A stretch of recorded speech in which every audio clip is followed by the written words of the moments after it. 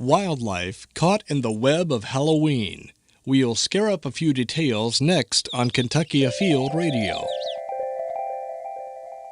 Every year we dress up as ghosts and ghouls and act like fools for Halloween.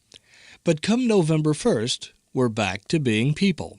Unfortunately, some of the spirit of Halloween lingers on, and it does so in the lurid tales of wildlife. Bats, spiders, snakes, some creatures have received a devilish reputation that trails them year-round. Deserving or not, you decide. But to find out how it started, you have to dig, because the answers are buried, not in crypts and coffins, but in very inventive folklore. The werewolf, that comes again from European legends, but that started very, very simply. Rabies.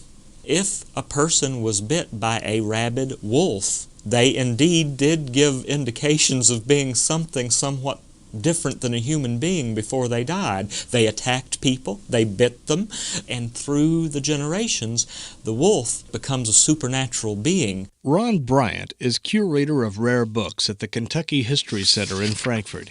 He sees wildlife every day in the pages of history. Some tales date back to the 8th and 9th century. This was the era of the bubonic plague in medieval Europe.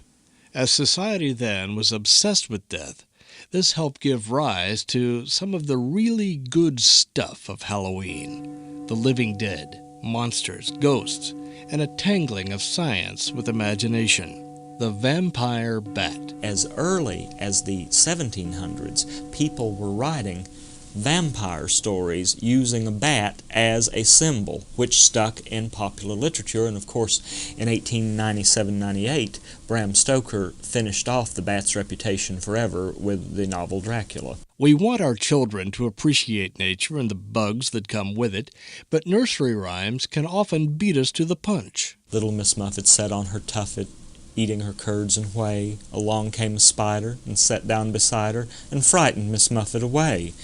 Immediately, the spider is something that we fear. There is an element of death about a spider. In cellars, attics, and other haunts, you can dust off an old book and hence an old way of thinking, but it's hard to separate phobias from facts, like the serpent from the snake. Our view of the serpent comes from the Old Testament, when the serpent was the first to give in to Satan. But look, in ancient Greece, the serpent was used as a symbol of life. Even the medical profession still has the intertwined serpent on a staff that represents them.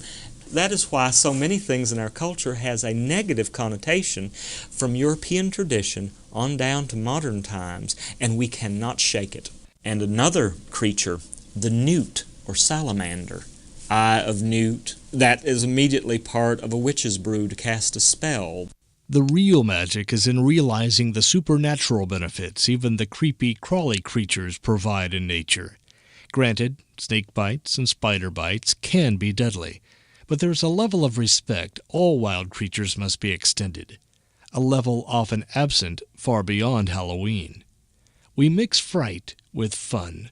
Yet for wildlife, despite a wiser, more sophisticated culture, at trick-or-treat, folk tales are still up to their old tricks. Kentucky Afield Radio is a broadcast service of the Kentucky Department of Fish and Wildlife, your partner in the great outdoors.